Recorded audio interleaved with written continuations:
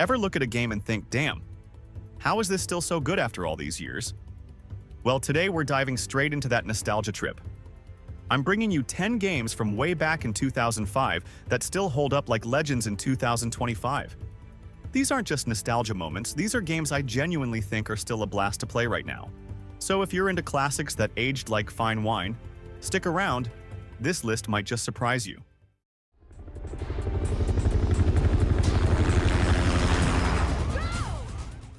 Let's kick off this list with a game that left a mark on an entire generation, Need for Speed Most Wanted. This wasn't just another racing game. It had attitude, a killer vibe, and most importantly, a reason to race. You weren't just driving in circles for fun, you were climbing a blacklist, dodging cops, and trying to take back your stolen ride. The story had weight, the cutscenes were stylish as hell, and the sense of progression? Addictive. Climbing that blacklist was the real hook. Each racer had their own style, car, and attitude, and beating them actually felt like an achievement. You couldn't just show up, you had to prove yourself in races, cause enough heat to get noticed, and survive long enough to earn a shot. Every new opponent felt like a mini-boss fight, and unlocking their car after taking them down was insanely satisfying. And let's not forget the cop chases. Those things were on a whole different level. You'd be flying down the highway thinking you've escaped, and suddenly a roadblock pops up, or a spike strip ruins your day. Helicopters, SUVs, aggressive pit maneuvers. It was chaos in the best way possible. Most games back then gave you cars and tracks, but this one gave you purpose. It made you care about your car like it was a part of you, and that's why it still hits hard today. The handling might feel old school, but man, it still feels fast, fun, and fierce. Of course it wasn't perfect. Some players didn't love how rubber band the AI could get. Like no matter how well you raced, the other cars were always right on your tail. The physics could also be a bit weird sometimes, with your car flipping out over the tiniest bump. And let's be real, the cutscenes, while stylish, had some seriously cheesy acting. But honestly, that kind of added to the charm. I've replayed it more times than I can count, and every single run still feels fresh. In my book, it's one of the best classic racers ever made. And yeah, I'd say it aged like a legend.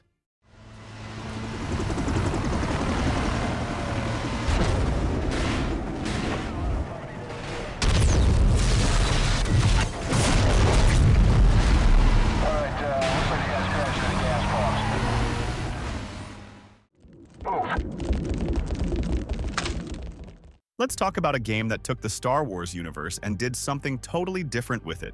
Star Wars Republic Commando isn't your usual lightsaber-swinging and force-choking type of game.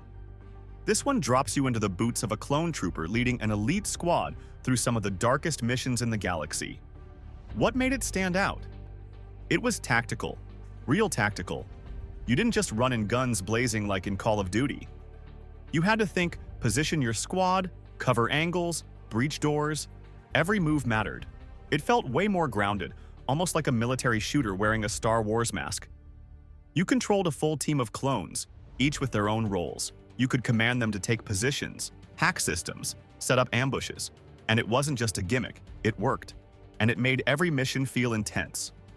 The campaign split into different missions across key battlefronts, Geonosis, a ghost ship, and the Wookiee homeworld. And each chapter pushes your squad harder. And the immersion? Next level. The game puts you inside the helmet.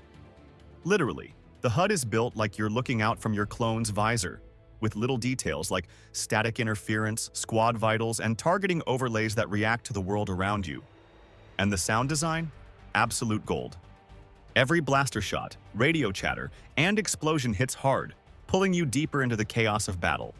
But a lot of players were bummed out by how short the campaign was. It kind of ends just when things start getting really good. And for a squad-based shooter, the fact that there was no co-op mode felt like a missed opportunity. Controlling the team was cool, but imagine running these missions with actual friends. That would have been wild. Plus, some of the enemy AI could get a little dumb at times, which pulled you out of the moment. Even today, the vibe holds up. It's gritty, it's cinematic, and the squad banter? Surprisingly solid. If you've never played it, or maybe just forgot it existed, there's even a remastered version floating around. Definitely worth checking out if you're into tactical shooters or just want a new way to experience Star Wars. Geonosis.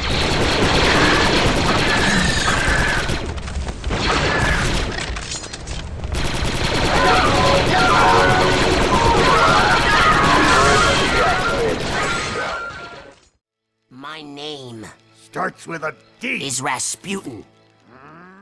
Psychonauts is one of those games that most people slept on when it first dropped, but man, it's seriously underrated.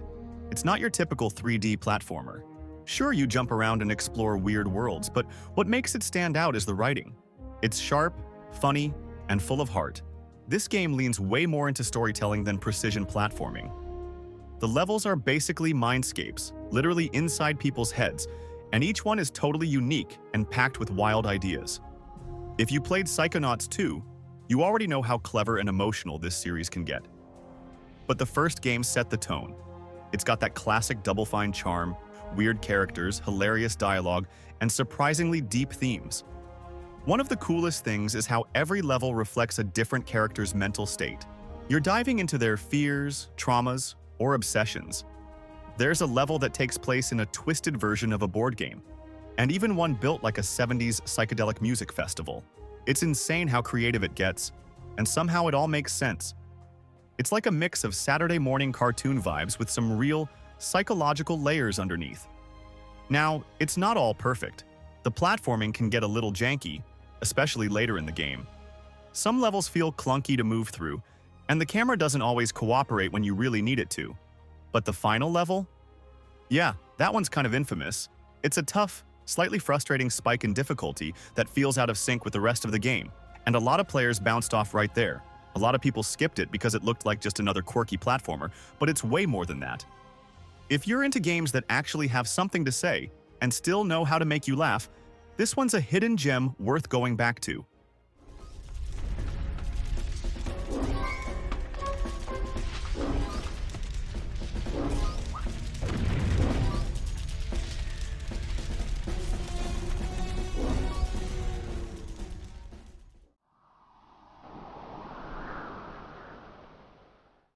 If you've ever felt overwhelmed by how complex strategy games have gotten lately, then maybe it's time to revisit one that nailed it almost perfectly. Even in 2025, Civilization 4 is still one of the cleanest, most satisfying entries in the franchise. You're not buried under a mountain of mechanics or stuck chasing some ultra-specific meta. You pick a path, like military, science, diplomacy, and it just works. No bloated systems, no overcomplicated mechanics, just straight-up smart gameplay that respects your time. While newer entries in the series tried to shake things up, many fans feel like they lost something along the way. In Civ 4, you could build your empire, go full military, or push for culture and science victories without feeling like the game was forcing your hand. It gave you room to play your way, and that freedom is what makes it feel so fresh even now. And the AI, while not perfect, didn't feel like it was just cheating to win. Another cool thing about Civilization 4 was how much personality it had. Every leader had unique traits that actually influenced how they played, not just some flavor text. Playing against someone like Napoleon or Gandhi wasn't just cosmetic. They had different moods, different strategies, and would react to you in ways that felt consistent and kind of personal. Civilization 4 definitely shows its age in a few spots. The graphics are a little dated, the interface can feel clunky at times, and let's be honest, the AI still pulls some weird moves here and there. Plus, certain strategies were a bit too strong, like spamming cottages or going hard on early rushes. And if you're used to all the quality of life stuff from newer games, yeah, it might feel a little rough around the edges. But honestly, that old school vibe is part of the charm. With Civilization 7 getting pretty mixed feedback, it's a good reminder of why Civ 4 is still seen as one of the best in the series.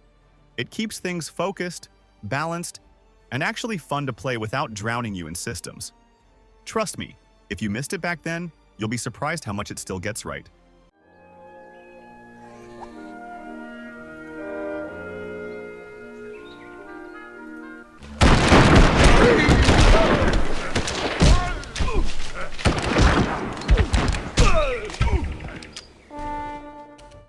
Real quick, if you're enjoying the video, hit that like button and subscribe to the channel. That helps a lot. Want to go even further? Become a channel member to support the work and get early access to all our videos. Now, back to the video.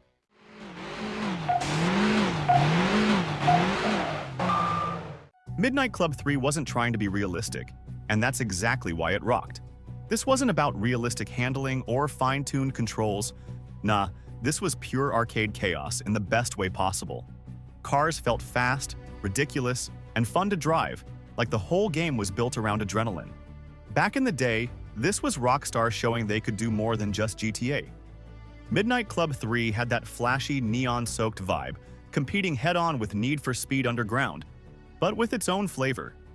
You could fully customize your ride, race through open cities, and blast through traffic like a maniac. The cool part? You weren't just stuck to boring racetracks. Midnight Club 3 gave you massive open city maps, places like Detroit, San Diego, and Atlanta, where you could take wild shortcuts, hit ramps, or just cruise around exploring. Races weren't on rails, you had freedom. Missed a turn? No problem. Find another path and still win. As fun as it had its rough edges. The controls could feel a bit too floaty, especially when you were flying through the streets at full speed.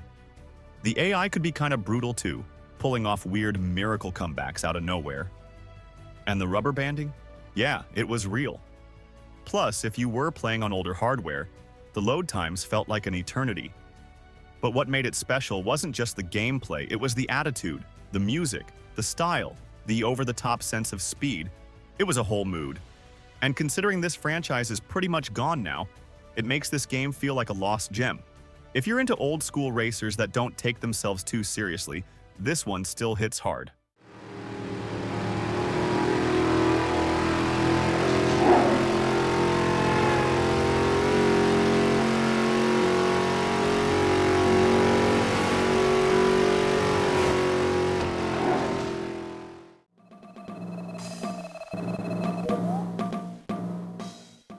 Back in the day, if you had a Game Boy Advance, chances are you played some real gems.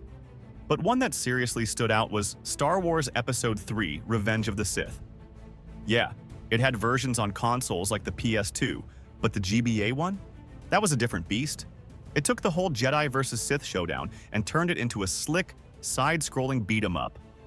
You could play through two separate campaigns, one as Anakin and the other as Obi-Wan, and both were packed with fast, punchy action and surprisingly smooth animations for a handheld game. The pixel art, pure eye candy. There's just something about that GBA aesthetic that hits different, and this game nailed it. But the combat could get a little repetitive after a while, especially if you weren't switching up your moves. Plus, the difficulty curve was kind of all over the place. One level you're slicing through waves of droids like a boss. The next you're getting smoked by some random mid-boss. And here's a fun detail most people forget. Each character didn't just have their own story, they had different movesets and force abilities. Anakin played way more aggressively, while Obi-Wan felt more defensive and controlled. That subtle shift in gameplay made replaying the campaign actually feel fresh, not just a reskin of the same levels. For a portable game from that era, that kind of depth was rare, and it showed how much love the devs put into getting the Jedi experience just right.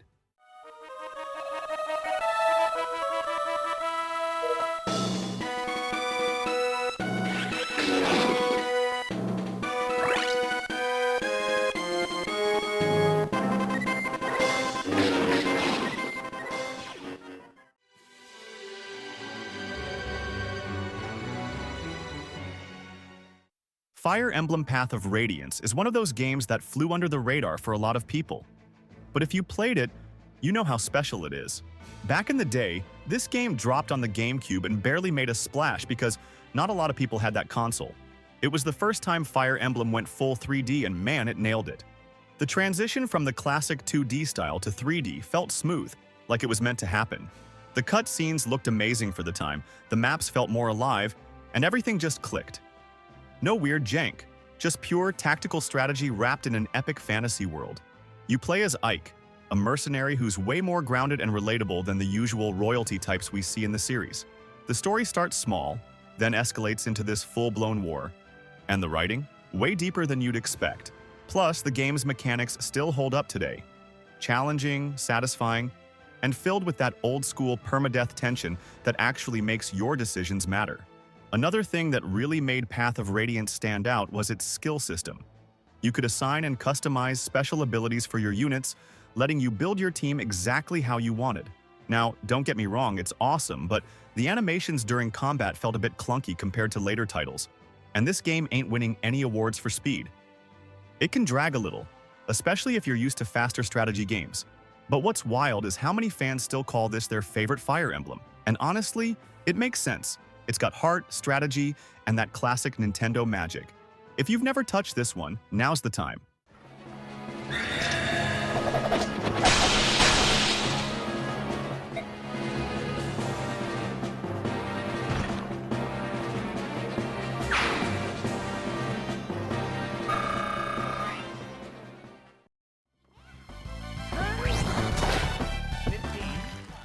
If you've never played Mario Tennis Power Tour, you're missing out on one of the most unique sports RPGs ever made. This wasn't just about hitting a tennis ball back and forth. It had a full-blown RPG system, complete with leveling up, character progression, side quests, and even a story that slowly pulls you into the Mario universe. You started off as a rookie, trained at an academy, worked your way through tournaments, and felt every win like it actually meant something. That said, the pacing could drag a bit, especially during those early hours at the academy where the game takes its time to get going. One thing that really set it apart was how the game handled stats and skills. You didn't just level up blindly, you had to make actual choices. Want more power in your serves? Go for it. Prefer speed and finesse? That's an option too. The way you built your character actually changed how you played, which gave it a kind of personal feel that most sports games just don't have. The only catch is, once you figured out a strong build, some of the later matches weren't super challenging anymore. It could feel a bit too easy if you min-maxed early. What blows my mind is that Nintendo nailed this formula and just left it behind. No proper follow-ups, no spiritual successors, nothing that really captured the same mix of story, gameplay, and charm. And honestly, this kind of game would be perfect for every new generation of players. Sure, the story wasn't groundbreaking and the dialogue could get a little repetitive, but none of that stopped it from being a blast. It gave tennis a whole new life, not as a sport, but as an adventure.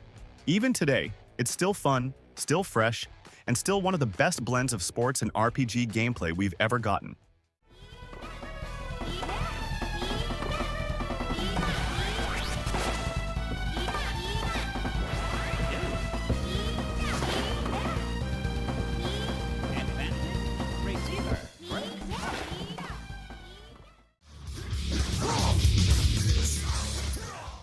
Back in the day, when fighting games came packed with content straight out of the box, no paid characters, no season passes, Tekken 5 was king. It dropped on the PlayStation 2 and instantly became a fan favorite, with a full roster, a solid arcade mode, unlockables, and even a whole beat-em-up game bundled inside. That was peak value. Tekken 5 also introduced something that felt pretty revolutionary at the time: character customization. It wasn't super deep, but being able to tweak how your fighters looked gave the game so much personality. Pair that with stages that actually reacted to the fight, like breaking floors or transitioning areas, and it added this cool layer of energy that made every match feel unique. Of course, it wasn't perfect. Some characters felt a little too overpowered, especially in the hands of the AI, which could be straight-up brutal in certain modes. Nowadays, with Tekken 8 already out for a year, if you've done everything there and missed the old-school charm, Tekken 5 is still 100% worth revisiting. The controls are sharp, the visuals hold up surprisingly well, and those wild ending cutscenes? Pure gold. It's a perfect mix of tight gameplay and ridiculous fun that reminds us why this series became such a hit in the first place.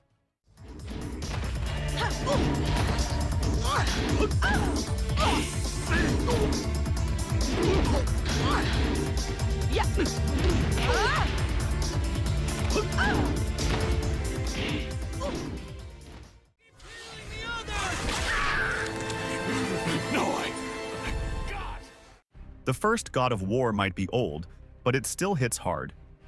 Sure, Kratos back then was way more aggressive and less deep than what we see today, but that raw energy is kind of the charm. It's brutal, fast-paced, and doesn't waste your time with endless cutscenes or over-explaining everything. Just pure, satisfying hack-and-slash action. The way the game handled upgrades was also super satisfying. You didn't just unlock random stuff, you actually felt stronger with every new move or power-up. Upgrading the Blades of Chaos made combat even more fun, and getting new magic abilities added some nice variety without complicating things. It kept you hooked, always chasing that next ability or health boost. and it made the whole journey feel like you were building up a true warrior.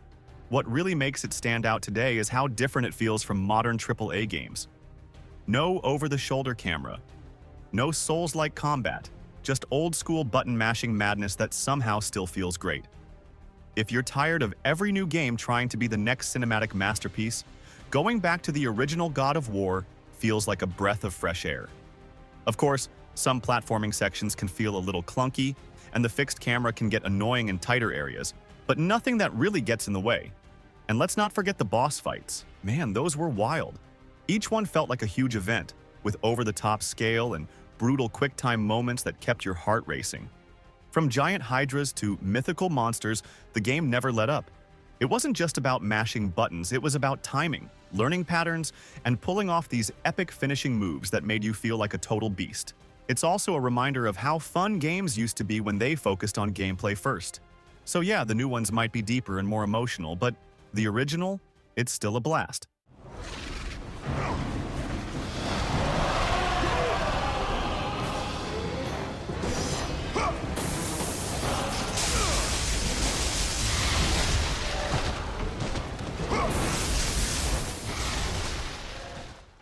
But now I want to hear from you. Did any of your favorites make the cut? Or is there a hidden gem I missed? Drop your thoughts in the comments, smash that like button if you enjoyed the ride, and don't forget to subscribe for more gaming throwbacks like this. Thanks for hanging out, and I'll catch you in the next one.